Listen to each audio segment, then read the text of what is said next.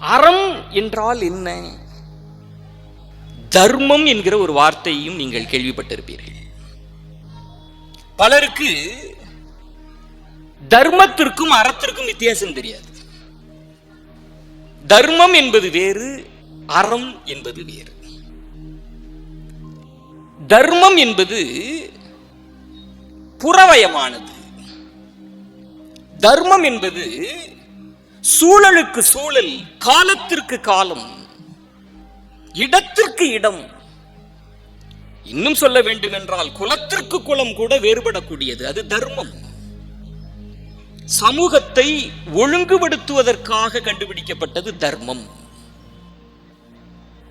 அது இன்னும் சொல்லலாம், பண்பாட்டு அடிப்படையில் அதுக்கான அரங்கம் இது அல்ல. ஈஸ்வரன் ஐயா சொன்னாங்க, எந்த சர்ச்சையும் இல்லாம பேசிட்டு போயிடுங்க அப்படின்னு. அது உண்மைதான். பொது ஒழுங்கு இருக்கணும். என் கருத்து எவ்வளவு முக்கியமோ பார்வையாளர்கள் வந்திருப்பவர்களின் கண்ணியமும் முக்கியம்னு நான் நினைக்கணும். அதை நான் ஏற்றுக்கிறேன். தர்மம் என்பது மாறுபடக்கூடியது.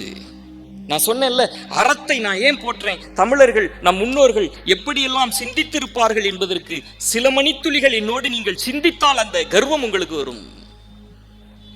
தர்மம் மாறும்.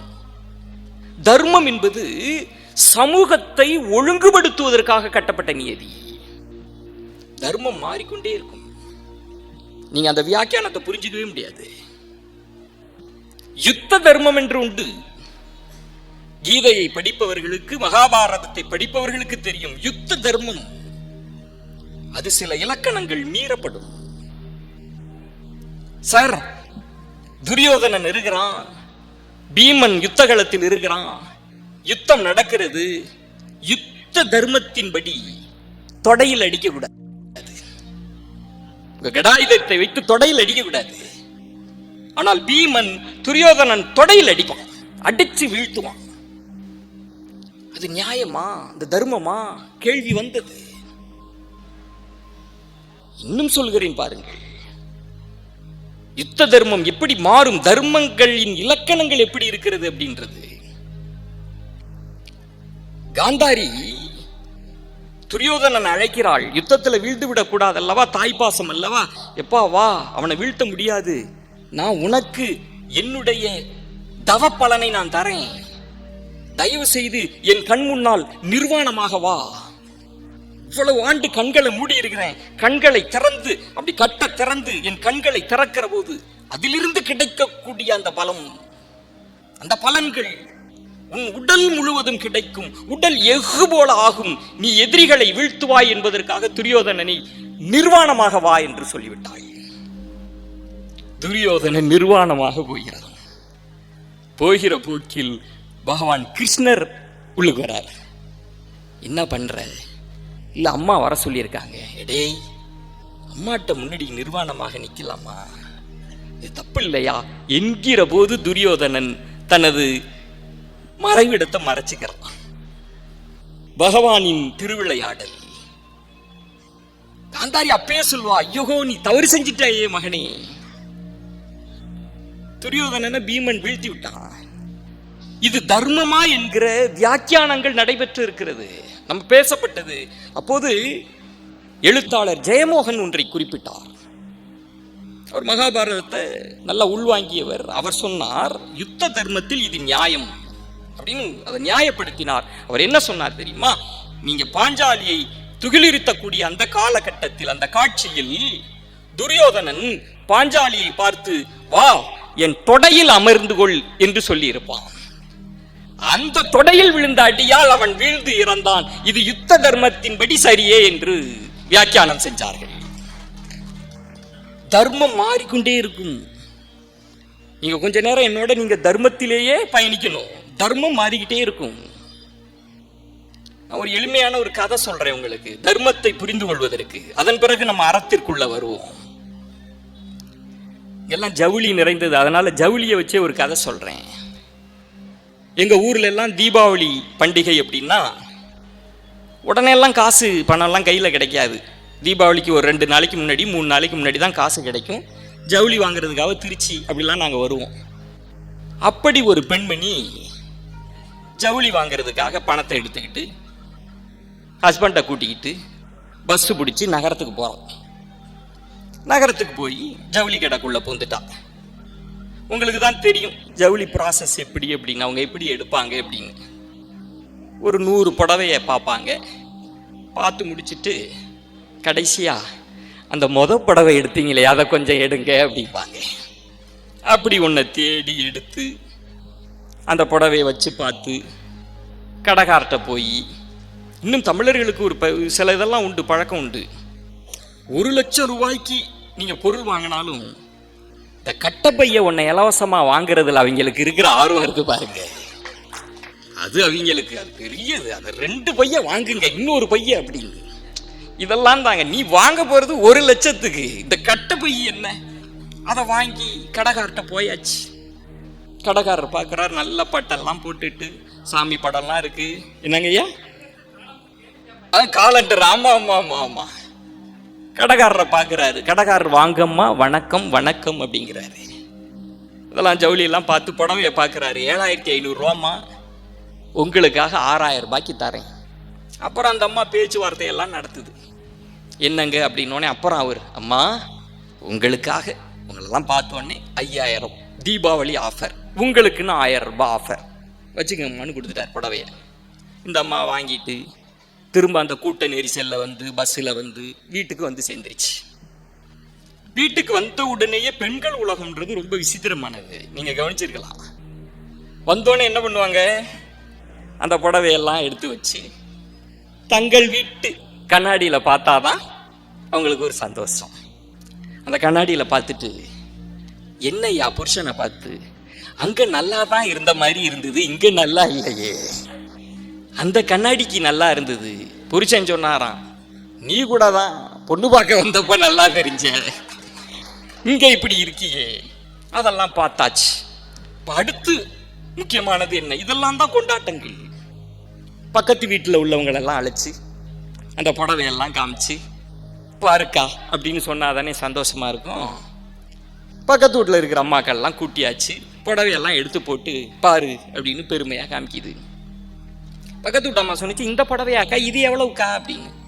7,500 ரூபா சொல்லி 6,000 குறைச்சி என் முகத்துக்காக ஒரு 1000 குறைச்சாண்டி, 5,000 ரூபாய் தான் அப்படின்னு.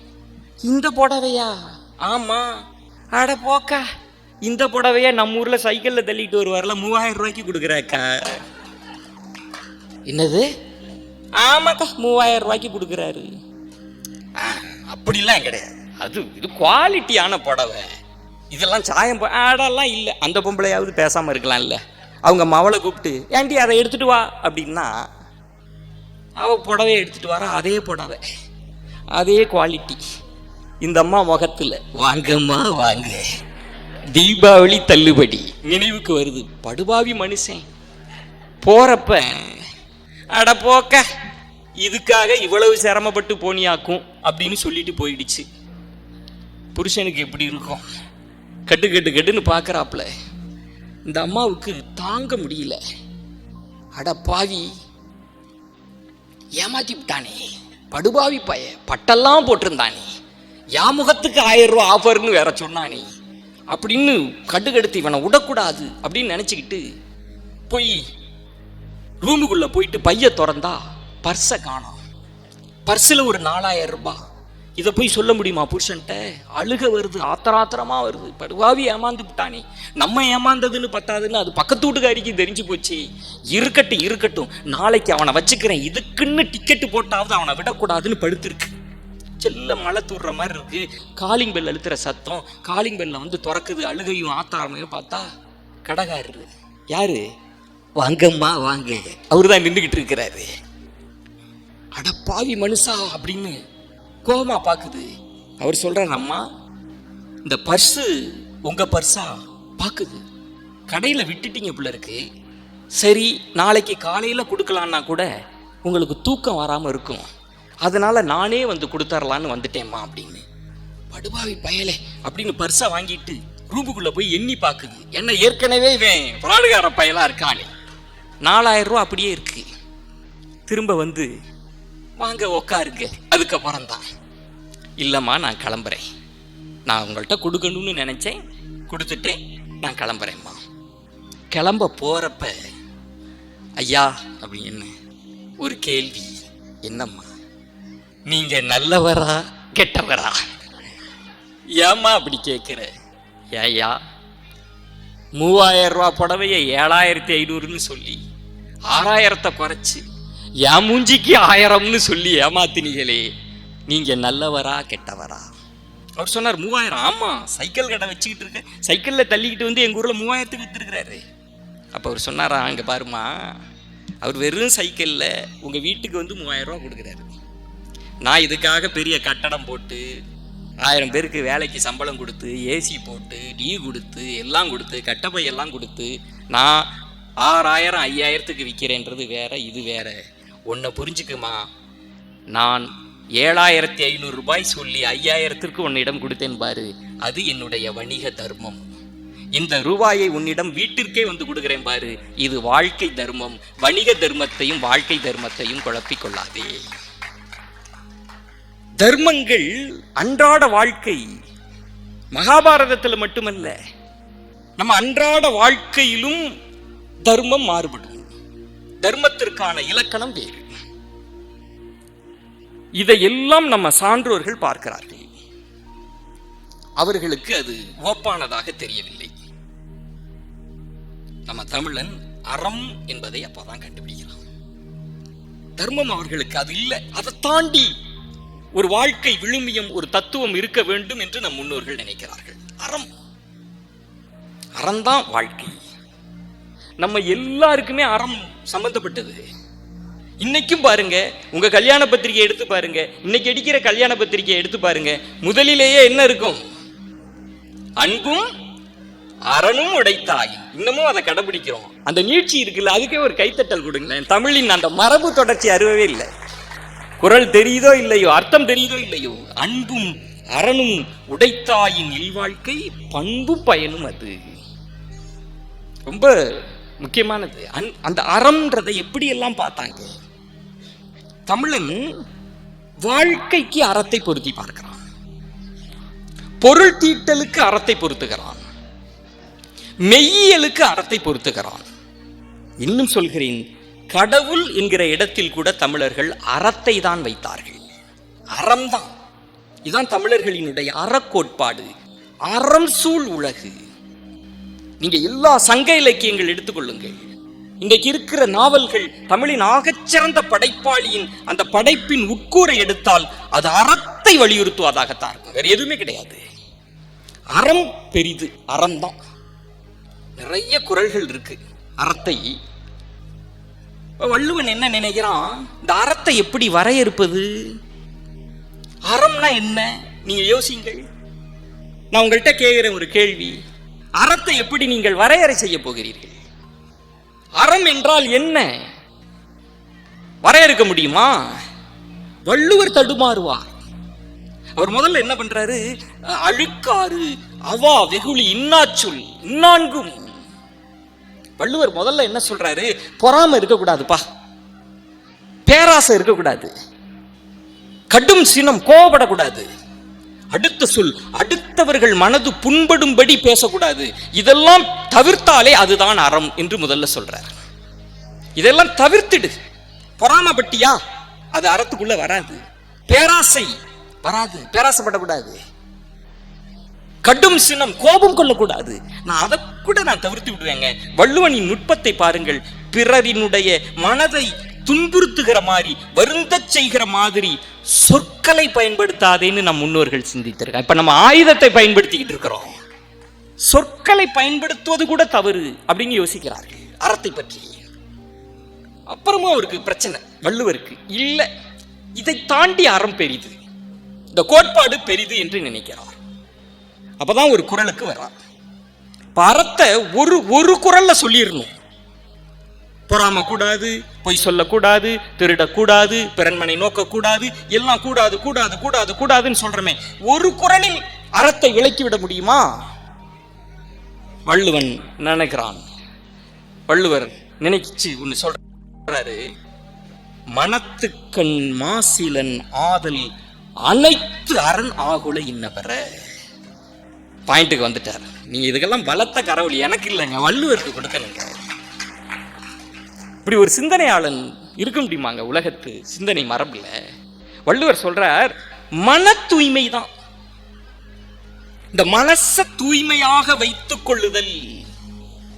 நீ மனச தூய்மையாக வைத்துக் கொண்டாலே அதுதான் அனைத்து அறத்திற்கான, அனைத்து அறங்களுக்கான பிறப்பிடம். இப்ப இன்னொன்று சொல்கிறேன் பாருங்க, மனதை எப்படி தூய்மையாக வைத்துக் கொள்வது? அதுக்கு என்ன இருக்கு? ஏதாவது டேப்லெட் இருக்கா? ஏதாவது கோர்ஸ் இருக்கா? ஏதாவது புத்தகம் இருக்கு? புத்தக கண்காட்சி தான். வாசித்தலின் மூலம் நீங்கள் மனதை பக்குவப்படுத்தலாம். ஏன் வாசிக்க சொல்றாங்க? மன தூய்மை தான். ஒரு பாடல் வரி உண்டே, நல்லவர்கள்லாம் சாட்சிகள் ரெண்டு, ஒன்று மனசாட்சி, இன்னொன்று தெய்வத்தின் சாட்சி. அம்மா தமிழன் மனசாட்சி, மனசாட்சி முன்னாடி வச்சான்.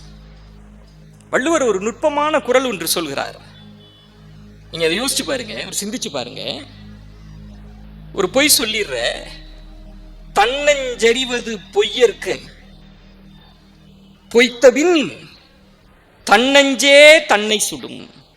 ஒரு பொய்ய சொல்லிடுறோம், ஒரு பொய்ய சொல்லிடுறோம். நீ பொய் சொல்லிட்ட, எதிராளி அதை நம்பி விட்டான். நம்பிட்டேன்பா, போயிட்டான். அதன் பிறகு வீட்டுக்கு வருகிறாய். வீட்டிற்கு வந்த பிறகு அமருகிற போது உன் நெஞ்சமே உன்னை சுடும். யா, நீ தப்பு பண்ணிட்ட, பொய் சொல்லிட்ட என்று நெஞ்சத்தை, மனதை வைத்தார். ரொம்ப ஆச்சரியமா இருக்கும். நான் ஒன்று சொல்றேங்க, இந்த அரங்கத்தில் இந்த குரலுக்கு ஒரு விளக்கம். தன்னெஞ்சே தன்னை சுடும். என்னுடைய அத்தை உடம்பு சரியில்லை, அவங்களுக்கு பெரிய தீராத ஒரு இது இருக்கு, கேன்சர் மாதிரி, சாப்பிட முடியல. அத்தை சொல்றாங்க, போய் ஒரு மருத்துவரை பார்க்கணும்ப்பா, பார்த்துட்டு வந்துருப்பா அப்படின்னு சொல்லி என்னை சொல்றாங்க. கிளம்புப்பா சீக்கிரம். நான் சொல்றேன், இல்லத்த அவர் 7 மணிக்கு தான் வருவாருப்பா. திரும்பவும் 4:30 5 மணிக்கு சொல்றாங்க, கிளம்பி போயிருப்பா அப்படின்னு. இல்லத்த அவர் 7 மணிக்கு தான் வருவார், நீங்க பேசாம இருங்க அப்படின்னு சொல்லி கொஞ்சம் நான் தூக்க சுகத்தில் கொஞ்சம் தூங்கிட்டு லேட்டா எந்திரிக்கிறேன். எந்திரிச்சு கிளம்பி போறேன். அங்கு போறேன், 7:10 ஆகி விட்டது. டாக்டர் கிளம்பி போயிட்டார். நான் திரும்பி வரேன். திரும்பி வருகிற போது என் அத்தை கேட்குறாங்க, என்னப்பா டாக்டர் வந்துட்டாரா, இருந்தாரா? இல்லத்த இன்னைக்கு டாக்டரே வரல, இன்னைக்கு டாக்டரே வரலையா? அப்படியா? ஆமா, இன்னைக்கு டாக்டர் வரலன்ட்டாங்க என்று சொல்லிவிட்டு நான் போயிட்டேன். போய் அமர்ந்திருக்கிறேன். அத்தை அப்படி இருக்கிறாங்க, தண்ணி குடிக்கிறாங்க. வலி, ஐயோ வலிக்குதே, இந்த டாக்டர் மட்டும் பார்த்துருந்து இன்னைக்கு வந்திருந்தானா இந்த வலி இருக்காதே அப்படின்னு புலம்புறாங்கல்ல. அந்த சொல் என்னை சுடுகிறது. எண்ணெய் சட்டியில போட்டு என்னை வறுப்பது போல என் நெஞ்சு என்னை சுடுகிறது. ஐயோ, பொய் சொல்லிட்டமே. அத்தையிடம் நான் ஏமாற்றி விட்டேன், அத்தையை ஏமாற்றி விட்டேன். அறத்தை என்னால் ஏமாற்ற முடியல, அது என்ன சுடுது. அறம், நீ அறம், மன தூய்மையை கொண்டு வந்து நிறுத்துகிறார்கள். இந்த மன தூய்மை பற்றி உங்களுக்கு சொல்றேங்க. இந்த அரங்கத்தில் நீங்க எல்லாம் இருக்கிறீங்க. ஏன் ஒருவருடைய பேச்சை கேட்கணும், ஏன் சிந்தனையை கேட்கணும், ஏன் நல்ல விஷயங்களை கேட்கணும் தெரியுமா? புரியுது புரியலன்றதெல்லாம் தாண்டி ஒரு படிப்பறிவு இல்லாத ஒரு வயசான அம்மா, அந்த அம்மா இரவு நேரங்கள்ல இது மாதிரி உரை கேட்க அந்த அம்மா கிளம்பி வந்துருமா. மறுநாள் வேலைக்கு போகும். முதலாளி பார்க்குறாரு, அந்த அம்மா தூக்க கலக்கத்தில் இருக்கு. ஏன் கழுத, என்ன தூக்க கலக்கத்தில் இருக்கு அப்படின்னு. இல்லைங்கய்யா, நைட்டு கோயிலில் பிரசங்கம் வச்சுருந்தாங்க, பேச்சை கேட்க போனேன் அப்படின்னு. உனக்கெல்லாம் எதுக்கு பேச்சு, என்னத்தை போய் கேட்க போனேன், போய் என்னத்தை போய் கிழிக்க போகிற? இல்லை, நல்லா பேசுனாங்க ஐயா, அதான் போய் கேட்டேன். அதான் என்ன பேசுனாங்க? நல்லா பேசுனாங்க ஐயா, போயிட்டாரு. மறுநாள் அந்த பொம்பளை போயிட்டு திரும்ப மறுநாளும் வேலைக்கு. தூக்கம் இன்னும் சொக்குது. ஏய், குடத்துல தண்ணியை பிடிங்கிறாரு, அதால தூக்க கூட முடியல. திரும்ப கேட்கிறாரு, ஏன் தள்ளாடுறன்னு. நேத்தும் பேச்ச கேட்க போனேன் ஐயா அப்படின்னு. ஏங்கழுத, எத்தனை முறை சொல்லி இருக்கிறேன், உனக்கெல்லாம் என்ன புரியும்? சரி சொல்லு, போய் போய் கேட்குறிய ரா முழுவதும், என்னத்தை சொன்னார் சொல்லு. நல்லதா சொன்னாங்க ஐயா. அதுதான், என்னத்தை சொன்னாங்க, ஒரு உன்னையாவது சொல்லு. நல்லதா சொன்னாங்க ஐயா அப்படின்னு. ஏ லூசு, ஒரு விஷயத்த உன்னால சொல்ல முடியல, படிப்பறிவு இல்லாத தற்குறி நீ எல்லாம் எதுக்கு போற? உன்னெல்லாம் போகணும்னு ஏன் அடிச்சுக்கிட்டான், கோவப்படுறாரு. அந்த பொம்பளை அப்படியே இருந்துட்டு, அந்தம்மா அதெல்லாம் இருக்கட்டும்யா அப்படின்னு அந்த சாணி கூட பெரம்பு கூட அதை தூக்கி போட்டு கொஞ்சோண்டு தண்ணி பிடிச்சி கொடுங்கய்யா, கையை கழுவிக்கிறேன். பெரம்பு கூடையிலேருந்து தண்ணி பிடிச்சா தண்ணி நிற்குமா? தண்ணிலாம் இன்னும் கொஞ்சம், 2வது இருப்பு 3வது இருப்பு தூக்கி எரிஞ்சிட்டு, லூசு, பெரம்பு கூடையில் எப்படி தண்ணி நிற்கும், லூசா நீ, லூஸ் ஆயிட்டியா அப்படின்றார். அந்த அம்மா சொன்னிச்சான், அது இல்லையா, பெரம்பு கூடையில் தண்ணி நிற்காதுன்னு எனக்கும் தெரியும். ஆனால் ஒன்றுட்டு நான் பெரம்பு கூடையை கொடுத்தப்ப எப்படி இருந்தது, சாணியும் சகதியுமா இருந்தது. 3 முறை நீ தண்ணியை எடுத்த பிறகு இந்த கூடை சுத்தம் எல்லாம் அசுத்தம்லாம் போயிருச்சுல்ல. எனக்கு மனசுல எதுவும் நிற்காமல் இருக்கலாம், நல்ல உரைகளை கேட்க கேட்க என் மனம் தூய்மையானது. நம்ம மூதாட்டி சொல்லியிருக்கிறான், நம்ம நல்ல உரைகளை கேட்பது மனதை தூய்மைப்படுத்தும். அதனாலதான் வாசிக்கணும். மன தூய்மையை அடைதல் அது ரொம்ப முக்கியம். மனச தூய்மையாக வைத்துக் கொள்ளுங்கள் வாசித்தலின் மூலமாக. இன்னும் சொல்கிறேன் ஒருபடி மேலே போய், உடல் தூய்மை என்பது நீ நீரால் வச்சுக்கலாம், குளிச்சு உடலை தூய்மையா வச்சுக்கலாம், சென்டெல்லாம் புசிக்கலாம். மன தூய்மை என்பது வாய்மையால் காணப்படும். உண்மை பேசுவதன் மூலம்தான் உன் மனசை தூய்மையா வச்சுக்க முடியும். அறக்கோட்பாடு. எந்த சமூகத்திற்கு, எந்த இனத்திற்கு இப்படிப்பட்ட கருத்துக்கள் விதைக்கப்பட்டிருக்கின்றன யோசிச்சு பாருங்க. உண்மை பேசு, உண்மையோடு இரு. இன்னும் சொல்கிறேன், இல்லறம் துறவரம்னு பிரிச்சாங்கல்ல. தமிழர்களினுடைய வாழ்க்கையில் இல்லறம் என்பது அறத்தை அடிப்படையாக கொண்டது, துறவரம் என்பது தவத்தை அடிப்படையாக கொண்டது. தமிழன் பிரிச்சான், அறம்தான். நாம் எல்லோருமே அறத்தின்படி வாழ்க்கை, அன்பும் அறனும் உடைத்தாயின். இப்ப பொருள் ஈட்டல் இருக்கு. உலக சினிமா பற்றி பேசிய பெருந்தகையாளர் சொன்னாங்களே, கார்ப்பரேட் உலகம் குறித்து, பணம் எப்படி சேர்க்க வேண்டும் என்பது குறித்து தமிழ் சொல்கிறது. தமிழின் அறக்கோட்பாடு சொல்கிறது. எப்படி பணம் சேர்க்கணும்?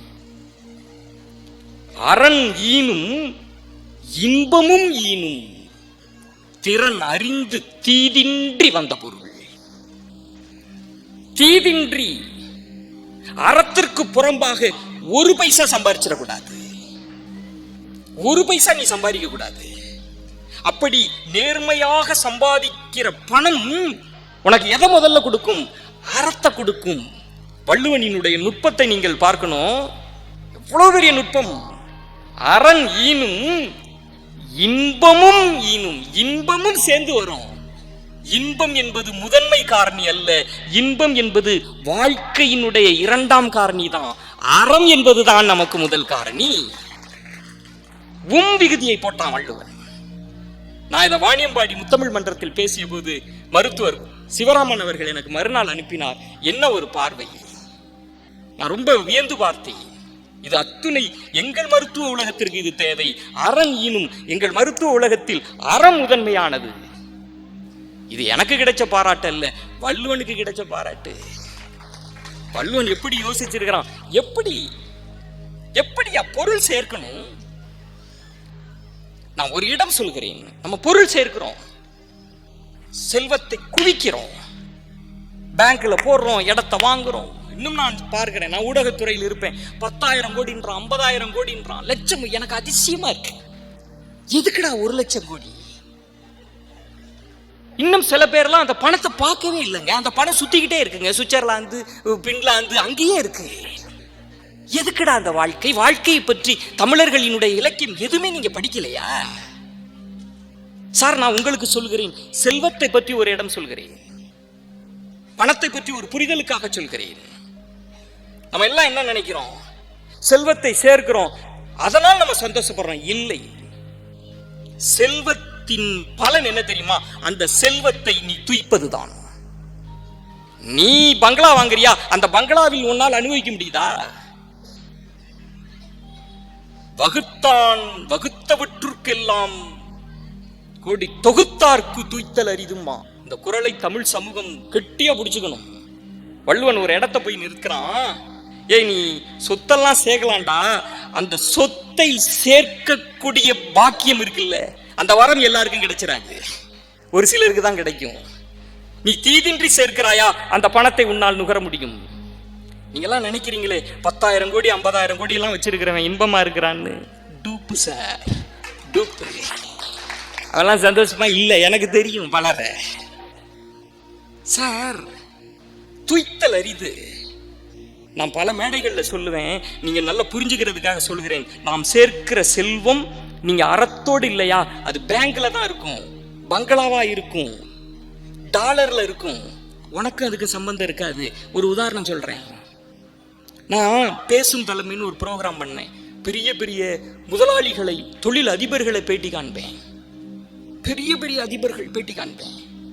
பல ஆயிரம் கோடி. நான் ஈரோடு, திருப்பூர், இங்கதான் அதிகமா சுத்தி இருக்கிறேன்.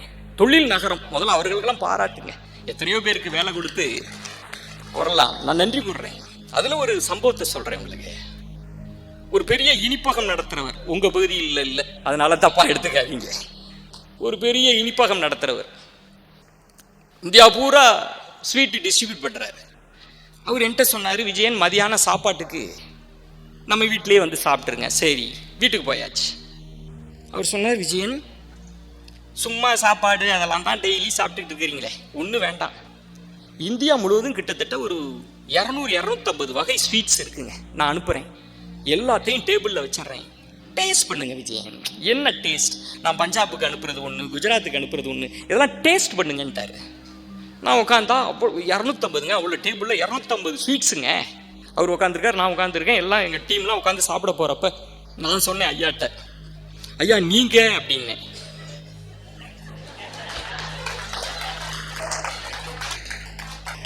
கூழ் வருது. என்னங்க யான்னே? சுகரு அப்படிங்கிற. நான் யோசிச்சேன், அடே வள்ளுவ, துய்த்தல் அரிது. நீ செல்வத்தை சேர்க்கலாம், உலகம் முழுவதும் நீ இன்பத்தை, இனிப்பை அனுப்புற, ஆனால் அந்த இனிப்பை உன்னால் நுகர முடியல, செல்வத்தை நுகர முடியல. அதனாலதான் தமிழன் கண்டடைந்தது அறத்தோடு செல்வத்தை சேர். இன்னும் ஒரு இடம் போகிறாங்க, அற வாழ்வுக்கு சொல்கிறேன். அறம் சூழ் உலகு பணம் சேர்ப்பதல்ல. நீங்க உலகத்துல எத்தனையோ கோட்பாடுகள்லாம் படிச்சிருக்கிறீங்க. செல்வத்தினுடைய பயன் என்ன? தொழிலாளர்களுக்கு போவது, வர்க்கம், இதெல்லாம் நிறைய இருக்கும். ஈஸ்வரன் சார்லாம் அதை சொன்னா நிறைய பேசுவாங்க. ஆனால் தமிழன் சொல்கிறான், செல்வத்தின் பயன் ஈதல், செல்வத்தினுடைய நோக்கமே பகிர்ந்து கொடுப்பது. அதுதான் அறம். செல்வத்தின் பயன் ஈதல், பகிர்ந்து கொடுப்பது. இன்னும் ஒரு நுணுக்கமான இடம் சொல்கிறேன். நம்முடைய சங்க இலக்கியத்தில் மறுமை கோட்பாடு, விதி கோட்பாடு இதெல்லாம் உண்டு. நீங்க புரிஞ்சுக்கணும். இன்றைய கருதுகோளோட பாத்திரக்கூடாது. அதனோட சாராம்சத்தை பாருங்கள். நான்மணி கடிகையில் ஒரு பாடல். அந்த பாடலோட சாராம்சத்தை உங்களுக்கு சொல்றேன். அற வாழ்க்கையை ஏன் வலியுறுத்துறாங்க, அந்த அற வாழ்க்கையை எப்படி புகுத்தி இருக்கிறார்கள் என்பதற்காக உங்களுக்கு சொல்றேன். ஒரு நல்ல பெரிய தன்வந்தர், செல்வந்தர், தானம் பண்ணக்கூடியவர். அவர் தானம் பண்ணிட்டே இருக்கிறாரு. புத்தக கண்காட்சியா, இந்தாங்க 1 லட்சம் ரூபாய் டொனேஷன் அப்படிலாம் கொடுத்துட்டு இருக்கிறாரு. இந்த 2வது ஜென்ரேஷன் வராங்க பார்த்தீங்களா பசங்க, அவனுக்கு அதெல்லாம் பிடிக்காது. பெரும்பாலான வீடுகளில் என்ன அப்பா இந்த மாதிரி எடுத்து கொடுத்துக்கிட்டே இருக்கிறாரு. அப்படி தானம் தர்மம் செய்கிற ஒருத்தனை மாவன் பிடிச்சிட்டான். ஏப்பா என்ன நாங்கள்லாம் இருக்கோன்னு தெரியுதா இல்லையா? நீ பாட்டுக்கு வாரி வாரி இறைச்சிக்கிட்டு இருக்கிற, இப்படியே போனா என்ன ஆகுறது? நாங்கெல்லாம் பிச்சை எடுக்க வேண்டியதுதான். தடுக்கிறான். அதெல்லாம் செய்யக்கூடாது. நான்மணி கடிகை புலவன் சொல்கிறான், அவன் பையன்ட்ட கொடுக்கட்டுமா? யோ நீ சொல்லுவையா? கொடுக்கலாம். அவன் சொல்லுகிறான், தம்பி, நல்வினை காலம் தீவினை காலம் என்று ஒன்று உண்டு. திருக்குறள் அதை ரொம்ப ஆழமாக பேசும். ஊழியல்ல, எல்லா மனிதருக்கும் பகுத்தறிவு உலகம் ஏற்காம இருக்கலாம். நான் சங்க இலக்கியம் பேசுறேன். நான் இந்த மேடையில் சொல்கிறேன், எனக்கு நம்பிக்கை உண்டு. பேச்சாளர்கள் வெறும் வார்த்தையில மட்டும் இருக்கக்கூடாது, வாழ்க்கையில் கடைபிடிக்கிறத தான் மேடையில் பேசணும். எனக்கு நம்பிக்கை உண்டு. நல்வினை காலம் தீவினை காலம் என்று ஒன்று உண்டு. நீ நல்வினை காலத்தில் செல்வத்தை வாரி வாரி வழங்குறாயா, நீ எவ்வளவு கொடுத்தாலும் திருமகள் கலைமகள் உனக்கு செல்வத்தை கொடுப்பா, உன் செல்வம் குறையவே குறையாது. நல்வினை காலத்தில் உண்டு. அடுத்த ஒரு இடம் நகர்றான், தீவினை காலம் என்று ஒன்று உண்டு. நீங்க கவனிச்சு நல்லா பாருங்களேன். நல்லா வளர்ந்த குடும்பம் கீழே தடுமாறி விழுந்திருக்கும். அது ஒரு தலைமுறையே 2 கீழே விழுந்துரும். ஏதோ ஒண்ணு எப்படா அவங்க சரிஞ்சாங்க தெரியவே தெரியாது. ஒவ்வொரு தலைமுறை ஒவ்வொருவனினுடைய வாழ்க்கையிலும் நல்வினை தீவினை என்று உண்டு. அது மூட நம்பிக்கையால் கட்டப்பட்டதல்ல, அறத்தால் கட்டியிருக்கான் தமிழன். அறத்தால் அவன் சொல்றான், டேய் நல்வினை காலம்னு உண்டு. எவ்வளவு செல்வத்தை செலவழித்தாலும் தீரவே தீராது, தீரவே தீராது. நீ எவ்வளவு வேணாலும் கொட்டி கொடு, பணம் குறையவே குறையாதுரா. ஆனா தீவினை காலம் என்று ஒன்று வந்துவிட்டால் நீ எவ்வளவுதான் செல்வத்தை இறுக அணைத்து கொண்டாலும் இறுக பற்றி கொண்டாலும் அந்த பணம் உன்னை விட்டு போயிடும், தங்காது. அப்ப அவங்க மகன் கேட்கிறான், அப்படி என்றால் தீவினை காலம் என்று ஒன்று உண்டா? ஆமா, எல்லாருக்கும் உண்டு. அப்படி என்றால் அந்த தீவினை காலத்தில் என் செல்வம்லாம் போயிருமா? ஆமா போயிரும். அப்படி என்றால் என்னை யார் காப்பாற்றுவார்கள் என்று கேட்கிற போது நான்மணி கடிகையில் நம் முன்னோர் நம் புலவன் சொல்கிறான், நீ செய்த தர்மம் உன்னை காப்பாற்றும், நீ செய்த ஈகை உன்னை காப்பாற்றும். நீங்க வாழ்க்கையில் பாருங்களேன், தர்மம் செஞ்சு தானம் செஞ்ச குடும்பங்களை பாருங்க, நொடிச்சு போயிருப்பாங்க. ஆனா பிள்ளைகள் அறிவில் சிறந்த பிள்ளைகளாக வருவாங்க. நொடிச்சு போன ஏதோ ஒரு வகையில் யாரோ ஒருவன் அப்படி வருவான். அறம் அதான் ரொம்ப முக்கியமானது. அறம் உங்களை காப்பாற்றும். பொருளியல்ல அறத்தை வைத்தார்கள். அடுத்து ஒரு இடம் சொல்கிறேன். எனக்கு ரொம்ப சந்தோஷம் இவ்வளவு ஆர்வமா நீங்க கேட்கறதுக்கு. எனக்காக நான் உங்களை பாராட்டுறதா நினைச்சு ஒரு கைத்தட்டல் கொடுங்களேன். எனக்கு ரொம்ப சந்தோஷமா இருக்கு. இவ்வளவு ஆர்வமா. நன்றி, நன்றிங்க, நன்றிங்க சார். அறத்தை அடுத்த இடம் தமிழன் நகர்த்துறான். அறத்தை கடவுளாக பார்த்தான். நீங்க மத கோட்பா இதெல்லாம் விட்டுருங்க. அறம் கடவுள் என்ற இடத்துக்கு நகர்த்திட்டான். அவன் சொல்றான், நம்ம வள்ளுவ பெருந்தகை, நான் அவன் என்பது இன் விகுதி மாறுவதால் அவர் மீது கொண்ட தகுதி மாறாது. அதனால புரிஞ்சுக்க, நான் என்னடா வள்ளுவன்றா, எங்க தாத்தன் எங்க அப்பன் அப்படிதான் நான் பேசுறேன். வள்ளுவர் சொல்ற இடம், என்பில் அதனை வெயில் போல காயுமே அன்பில் அதனை அறம். எப்பா டேய் ராஜா பாடுறா, எலும்பில்லாத உயிர்களை வெயில் எப்படி சுட்டரிக்கிறதோ அன்பில்லையா உன்னை அறக்கடவுள் சுட்டரிப்பார். அறம் உன்னை சுற்றும். எப்படி வாழ்க்கையிலிருந்து பொருளியல் நோக்கி நகர்த்து அறத்தை மெய்யலுக்கு நகர்த்திட்டாங்க. அறக்கடவுள். அரசியல் பிழைத்தோர்க்கு அறம் கூற்றாகும் சிலம்பு பேசுகிறது. ரொம்ப முக்கியமான வரி. எப்பா அரசியல் பிழைத்தோருக்கு நம்ம எல்லாரும் படிச்ச வரி. அரசியல்ல பிழை செய்தாயா உன்னை அறக்கடவுள் சுடும். சிலப்பதிகாரத்தில் அது எந்த காட்சியில் வருகிறது? அது மட்டும் இல்ல, சொல்றாங்க, சரியா சொல்றாங்க. ஐயாவுக்கு ஒரு கைத்தட்டல் கொடுக்க. நான் ஒரு நுட்பமான இடம் சொல்கிறேன். அறக்கடவுள் நம் மன்னர்கள் அரசாட்சி முறையில் அறம் என்பது நம் மன்னர்களுக்கு என்ன தெரியுமா? நீதிதான் அறம். நீதி, நீதி நிலைநாட்டல். அங்கதான் அறத்தை வச்சாங்க. உங்களுக்கு எல்லாம் தெரியும், கோவலன் கண்ணகி, கோவலன் இறந்துட்டான், கண்ணகி வந்தா, தேராமண்ணா செப்புவதுடைய நெல்லரு சிறப்பின் இமையவர் வியக்க பான்னா, அடிச்சா சிலம்ப, மாணிக்க பரல்கள் தெரித்தது, மண்ணை மூஞ்சில அடிச்சு விழுது. மன்னனுக்கு புரிஞ்சிருச்சு, ஆஹா தப்பு செஞ்சிட்டோம்.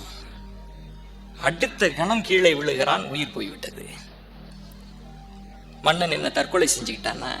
இந்த சினிமாவில் வர மாதிரி சுட்டுக்கிட்டானா? வாள் எடுத்து அறுத்துக்கிட்டானா? இல்லைங்க.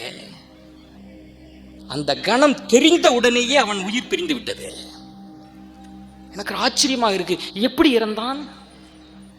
அப்போதுதான் நான் புரிஞ்சுக்கிட்டேன், மன்னனின் உயிர் எதை பற்றி கொண்டிருந்தது தெரியுமா? எப்படி ஒரு கொடி ஒரு கம்பை பற்றி கொண்டிருப்பதை போல மன்னனின் உயிர் அறத்தை, நீதியை பற்றி கொண்டிருந்தது. அந்த நீதி போன பிறகு அவன் உயிர் போய்விட்டது, போயிடுச்சு. இந்த குரலை இன்றைக்கு நம்ம ஆட்சியாளர்களுக்கும் சொல்லணும். நீதிதான், ஏன் நீதிபதிகளுக்கும் சொல்ல வேண்டும். நீதிதான், உன் உயிர் அந்த நீதியில் தான் இருக்கிறது. இப்ப இன்னொரு குரல் சொல்கிறேன் பாருங்கள். அன்பும் அரணும் உடைத்தாயின் இல்வாழ்க்கை. இன்னொரு இடம் சொல்கிறேன், அன்புன்ற இடம். நம்ம எல்லாம் பார்க்கிறோம் வாழ்க்கையில், பத்திரிகையில போடுறமே, இதை சொல்லணும், சிலம்பை சொல்லணும், நம்ம பிள்ளைகளுக்கு சொல்லணும். அவன் இறந்து விட்டான், கோப்பெருந்தேவி அவள் சாய்கிறாள், அவள் உயிர் பிரிந்து விட்டது. அவளும் தற்கொலை செய்யல. அவள் உயிர் எதை பற்றி கொண்டிருந்தது? ஒரு குடும்ப வாழ்க்கை எப்படி இருக்கணும், அது மன்னனா இருக்கட்டும் ஏழையா இருக்கட்டும், ஒரு கணவன் மனைவி எப்படி வாழணும் என்பதற்கு இலக்கணம் சொல்கிறேன். அவளும் இறந்து போய்விட்டாள். இலக்கண உரையாசிரியர்கள் சொல்கிறார்கள், அவன் உயிர் நீதியை பற்றி இருந்தது, நீதி போனதுனால அவன் உயிர் போய்விட்டது. கோப்பெருந்தேவியின் உயிர் மன்னனின் உயிரை பற்றி இருந்தது. அந்த உயிர் போனோன்னே அந்த உயிரை தேடி இந்த உயிர் போனது. வாழ்க்கை என்ன? இந்த விழுமியங்கள் இந்த சமூகத்திற்கு சொல்லணும். அறம், அறம் பெரிது. நான் இந்த இடத்தில் நான் சில விஷயங்கள் சொல்றேன் பாருங்க. நம்ம தமிழர்கள் நம்ம எப்படி வாழ்க்கையை வகுக்கணும், நமக்கு எப்படி சட்டத்திட்டங்கள் சொல்லி இருக்கிறார்கள் என்பதை நீங்கள் புரிந்து கொள்வதற்காக சொல்றேன். தாய் தான் பெரியவள். தாய் பாசம், தாயை எல்லா மதங்களும் கொண்டாடுகிறது. தாய்க்கு நிகரே கிடையாது. ஒரு தாய் எல்லாம் துறைந்த பட்டினத்தாரா இருக்கட்டும், புத்தனா இருக்கட்டும், எல்லாருக்குமே தாய் அன்பு. தாயை துறக்க முடியல, தாய் பாசத்தை குறைக்க முடியல. பட்டினத்தார் பாடல்களை பாடினால் கண்களில் இருந்து தாரை தாரையா ஒழியும். எப்படிலாம் என்ன சுமந்த, உனக்கு நான் கொள்ளி வைக்க போறேனே, தாய் பாசம். இப்ப எல்லா மதங்கள் இஸ்லாத்துல கேட்கிறாங்க நபிகள் நாயகத்திடம், சொர்க்கம் எங்கே இருக்கிறது? நபிகள் நாயகம் சொல்கிறார், உன் தாயினுடைய காலடியில் இருக்கிறது, அங்கதானப்பா சொர்க்கம் இருக்கிறது. இன்னும் புராணங்கள்ல இதிகாசங்கள்ல நீங்கள் தாய்க்காக நீங்கள் தர்மத்தை மாற்றிக்கொள்ளலாம், தப்பு கிடையாது. தாய் தான் பிரதானம். இன்னும் ஒரு படி மேலே சில புராணங்கள்ல சில இடங்கள்ல என்ன சொல்றாங்க, நீதி கதைகள்ல தாயை பட்டினி போடுவது மகா பாவம்.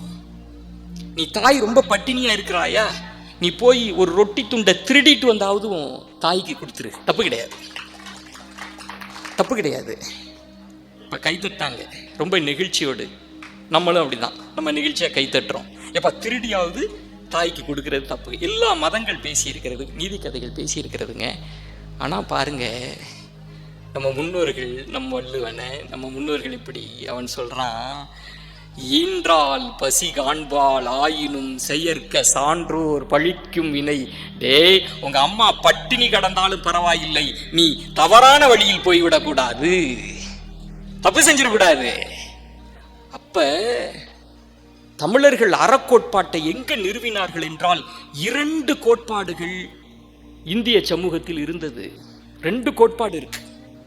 நான் பூடகமா சொல்றேன், வெற்றிதான் பிரதானம். நீ செல்லுகின்ற பாதை முக்கியம் அல்ல. நீ வெற்றிக்காக எந்த பாதையில் வேண்டுமானாலும் செல்லலாம், வெற்றியை அடைய வேண்டும் என்பது ஒரு தத்துவ கோட்பாடு. தமிழர்களுக்கு வெற்றி முக்கியம் அல்ல, செல்லுகிற பாதை தான் முக்கியம். நீ ஜெயிக்கிற தோக்கிற கவலை கிடையாது, செல்லுகிற பாதை அறம் காக்கக்கூடிய பாதையாக இருக்க வேண்டும் என்று சொன்னோம். அறம் சூழ் உலகு. இன்னும் ஒருபடி மேலே சொல்றேங்க, சொல்லி நான் முடிக்க போறேன். தமிழர்களினுடைய அறம் சூழ் உலகு, இந்த அறத்தை தமிழர்கள் எந்தெந்த பரிமாணங்களிலெல்லாம் பார்த்திருக்கிறார்கள். அதான் நான் வியந்து பார்ப்பேன். தான தர்மம் செய்ய வேண்டும் என்று நம் முன்னோர்கள் எல்லா மதங்களும் நினைத்திருக்கிறது. எல்லா மதங்களும். இஸ்லாத்துல குர்ஆன்ல சொல்லுவாங்க, உன்னுடைய பேர்ச்சம்பழத்தில் இருக்கிற ஒரு துண்டையாவது பிறருக்கு கொடுத்து நரக நெருப்பிலிருந்து உன்னை காப்பாற்றிக் கொள் என்கிறது குர்ஆன். ஒரு துண்டையாவது கொடுத்துடணும். மறுமை என்கிற உலகத்தை காண்பித்தார்கள். மறுமையில் நான் கேள்வி கேட்பேன், தண்டனை உண்டு, கடும் தண்டனை உண்டு. பயமுறுத்திச்சு மனித சமூகத்தை.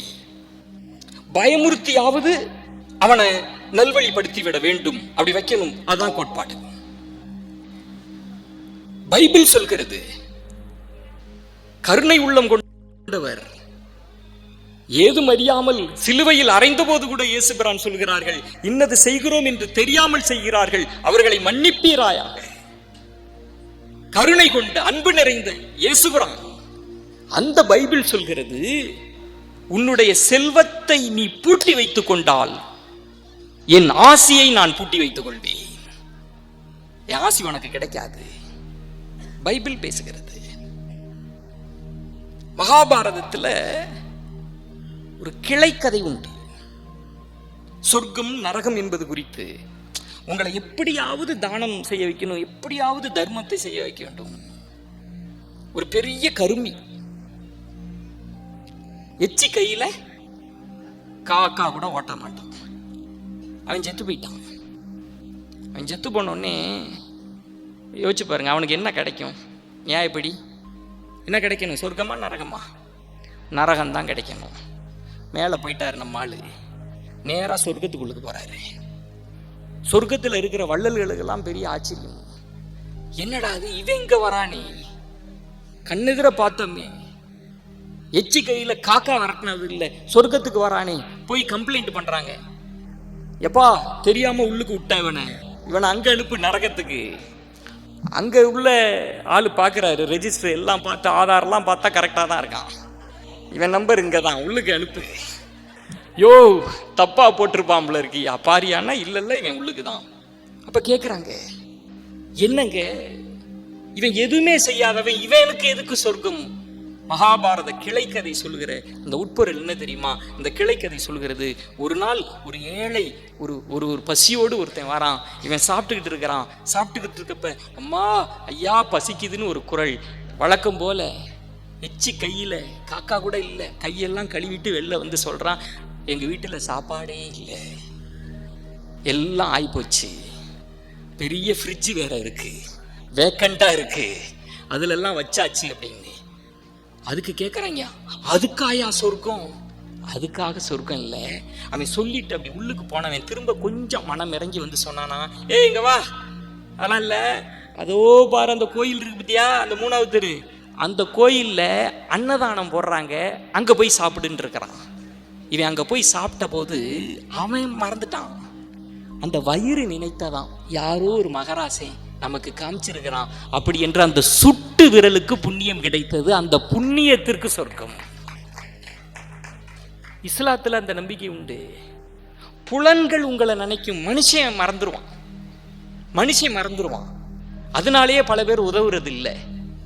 சில பேர் உதவுறதே இல்லை. இதனால உதவாதவன் இருக்கான்ல, அவன்கிட்ட கேளு, என்னங்க பிரயோஜனம்? இவன் உதவியே செஞ்சிருக்க மாட்டான். ஒரு பயலுக்கு நன்றி கெட்ட பயலுவே. எல்லாருமே பேசியிருக்கிறோம் உதவுறது பற்றி. விவேகானந்தர் ஒரு சம்பவம் உண்டு. ஒருத்தன் தான தர்மம் செய்யறான், பணம் கேட்கறான், இந்தாடா 10 ரூபாய், இந்தா சாப்பாடு வச்சுக்கு அப்படிலாம் சொல்லிட்டு, நன்றியோட இருடா, நினைச்சு பாரு இதெல்லாம் யாரு செஞ்ச அப்படின்னு சொல்லிட்டு போடுறான். விவேகானந்தர் அழைத்து கேட்கிறார், ஏன் அப்படி சொல்ற அப்படின்னு. ஆமா, நான் தானே உதவுனேன், அதை நினைக்கணும்ல, நினைச்சு பார்க்கணும்ல அப்படின்னு. விவேகானந்தர் சொல்ற, அவன் ஏன் உனக்கு நன்றியோட இருக்கணும்? நீ தான் அவனுக்கு நன்றியோட இருக்கணும். என்னது, நான் நன்றியோட அவனுக்கு இருக்கணுமா? விவேகானந்தர் சொல்கிறார், அவருக்கு அதிலெல்லாம் நம்பிக்கை கிடையாது, ஆனால் அவனுக்காக சொன்ன ஒரு இடம். அவர் சொல்றார், நீ சாதாரண சாப்பாடு தாண்டா போட்ட, ஆனால் அவன் தான் உனக்கு சொர்க்கத்தின் திறவுகோலை கொடுத்திருக்கிறான், சொர்க்க வாசலின் திறவுகோலை அவனுக்கு நீ நன்றியோடு இரு. விவேகானந்தரோட பேசுது. எல்லாமே இதை பற்றி பேசிக்கொண்டே இருக்கிறார்கள். தானத்தை செய், தர்மம் செய், மறுமை. நீங்க எல்லா மதங்களையும் படித்து பாருங்கள், ஆழ்ந்து படித்தால் அது மறுமையை காட்டும். மறுமையை சொல்லி உன்னை எப்படியாவது உதவி செய்ய வைக்கணும், இந்த மனித குலத்திற்கு பங்காற்ற வைக்கணும். நானும் இதுதாங்க நினைச்சேன். ஆனா தமிழர்கள் அதிலும் எப்படி யோசிக்கிறான் பாருங்க. அதான் ஒரு புலவன் புறநானூற்றில் பாடுகிறான், இம்மைக்கு செய்தது மறுமைக்கு ஆயினும் மறுமைக்கு ஆமெனும் அறவிலை வணிகன் ஆய் அல்லன் அப்படின்னு ஒரு பாடல். இம்மைக்கு செய்தது மறுமைக்கு ஆமெனும் அறவிலை வணிகன் ஆய் அல்லன். புலவன் சொல்றான், என் மண்ணை தானம் தர்மம்லாம் செய்வான்டா. ஏன் தெரியுமா செய்வான்? இந்த பிறப்பில் செஞ்சா அடுத்த பிறப்பு மறுமையில் அவனுக்கு சொர்க்கம் கிடைக்கும் என்கிற அறவிலை வணிகன் அல்லடா என் மன்னன். இங்க போட்டா அங்க கிடைக்கும்ன்றதுக்கு எங்கள் மக்கள், எங்கள் சான்றோர்கள், எங்கள் தமிழர்கள் எந்த எதிர்பார்ப்பும் இன்றி உதவுவார்கள். அதனால் என் மன்னன் உதவுகிறான். எந்த இடம் அறத்தை எப்படியெல்லாம் வலிமைப்படுத்தி இருக்கிறார்கள். சொர்க்கம் இல்ல, நரகம் இல்ல, எதுவுமே இல்லை, எந்த எதிர்பார்ப்பும் இல்லாமல். இப்ப புத்தக கண்காட்சிக்கு உதவுகிறார்கள். இங்க படிக்கிற பிள்ளைகள், இந்த கேட்கிற பிள்ளைகள், எந்த பிள்ளை எங்கு போகும், சிகரத்தை இடம் நமக்கு தெரியாது. அந்த பிள்ளை நம்மளை நினைப்புக்கு வச்சுக்குவாங்களா தெரியாது. ஆனால் விதைகளை தூவுகிறோம். கைமாறு இல்லாமல் பொழிகிறதே மழை. அப்படி இந்த கண்காட்சிகள் நடத்தப்படுகிறது. கைத்தட்டுங்கள். வள்ளுவன் சொல்வான், செய்யாமல் செய்த உதவிக்கு இந்த வையகமும் வானகமும் ஆற்றல் அரிது. இந்த பூமியை கொடுத்தாலும் சரி, அந்த வானகத்தை கொடுத்தாலும் சரி, செய்யாமல் செய்கிற உதவிக்கு அது மேலே பெருசு. அப்படித்தான் அறக்கடவுள். நான் இப்ப முடிக்க போறேன். 2 விஷயத்தை சொல்லி முடிக்கிறேன். இப்ப எல்லாமே நம்ம பேசியாச்சு. உங்களுக்கும் ஒரு உத்வேகம், ஒரு உணர்ச்சி, ஒரு ஆற்றுப்பெருக்கு எல்லாம் இருக்கும். செஞ்சு விடணும்டா, அறம் தாண்டா அப்படின்னு இருக்கும். நான் நம்ப மாட்டேன். ஏன்னு கேளுங்க. ஒரு கதை. இப்படிதான் ஒரு முனிவர், ஒரு சாமியார், ஒரு குரு பேசுறார். இந்த சமூகத்துக்கு உதவணும், அறந்தான் பெருசு, எல்லாருக்கும் உதவணும் அப்படிலாம் பேசிட்டார். ஒரு பண்ணையார் அங்க உட்காந்துருக்கிறார். பேசாம போயிருந்திருக்கலாம். சாமியாரு, வில்லங்கமான சாமியாரு, நன்றி உரை பண்ணையாரு. பண்ணையார் இந்த பேச்சை கேட்டேன், என்ன இது துய்த்தல் அரிதுன்றாரு, அறக்கடவுள்ன்றாரு, பிரமாத பேச்சு. இந்த பேச்செல்லாம் கேட்கிறப்ப அப்படியே சொத்து சோகம் புள்ள குட்டி எல்லாத்தையும் விட்டுட்டு உங்களோடையே வந்துடலான்னு தோணுது சாமி. நன்றி உரை. இந்த சாமியார் வந்துரு. ஏன் தயக்கம்? ஏன் சாமி? என்ன சாமி, ஒரு பேச்சுக்கு ஒருத்தன் சொன்னா வந்துருன்னு கூப்பிடுறதா? இல்ல சாமி, குடும்பத்தில் நிறைய பொறுப்புகள்லாம் இருக்கு. புள்ள படிச்சுக்கிட்டு இருக்கிறான், வேலைக்கு போகணும், கல்யாணம் பண்ணணும், இதெல்லாம் இருக்கு சாமி. அப்புறம் வரேன் சாமி. அப்புறம் என்ன, இந்த வாழ்க்கை தானே சாமி, அறம் தானே. சரி போயிட்டார். இவன் போயிட்டான். ரொம்ப நாள் கழிச்சு அந்த சாமியார் திரும்ப ஊருக்கு வராரு. இவன் வீட்டுக்கு வராரு. பையன் வேலைக்கு போய் கல்யாணம்லாம் ஆயிடுச்சு.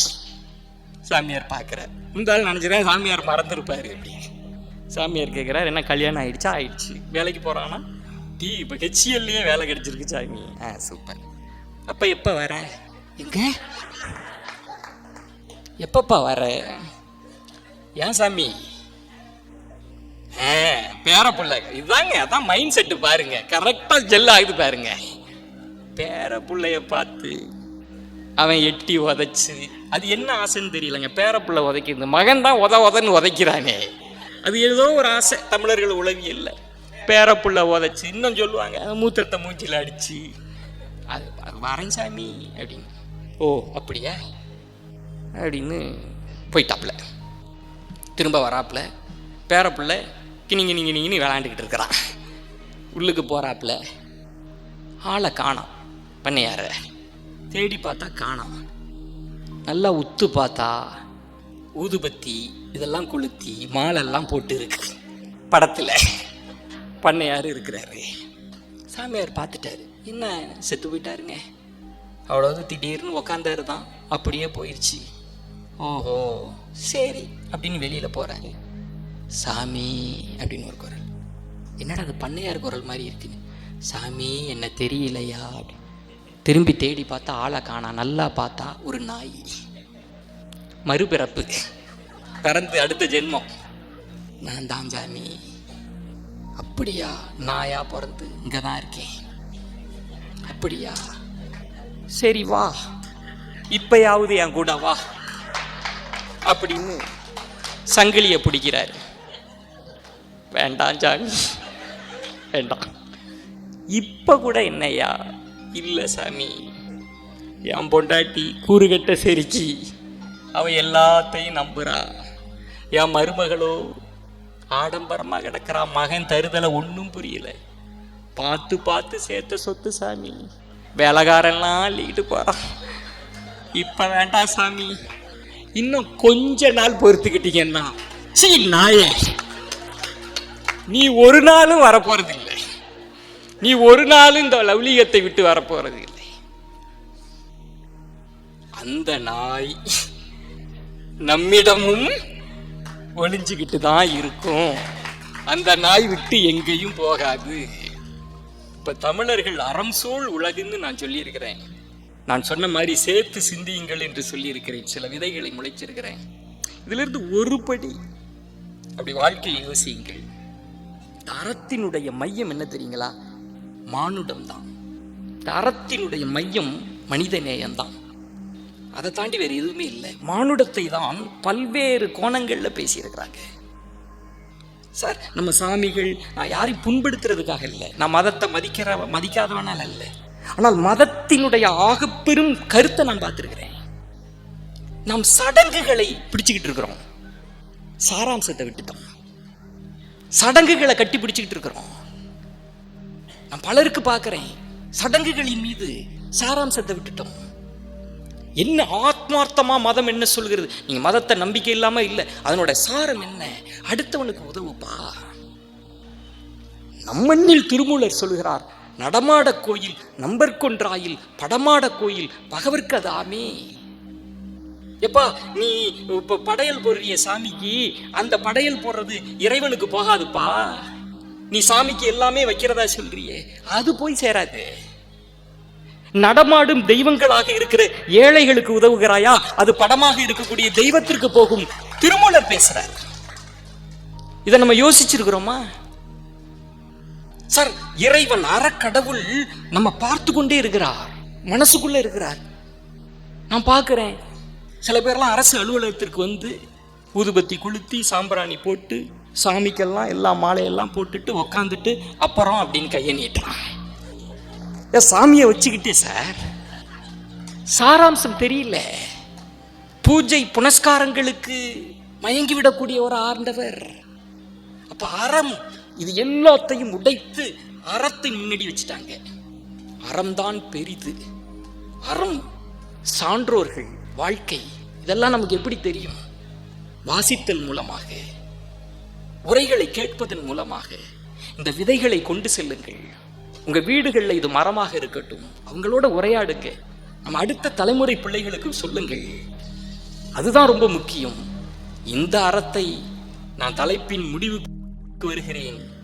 நான் தமிழனாக பிறந்ததற்கு கர்வப்படுகிறேன் என்றால், நான் பெருமித உணர்வு பெறுகிறேன் என்றால், செம்மார்ந்து பார்க்கிறேன் என்றால், தமிழர்கள் கண்டுபிடித்த அந்த அறத்தை நினைத்துத்தான் என சொல்லி விடைபெறுகிறேன். நன்றி, வணக்கம்.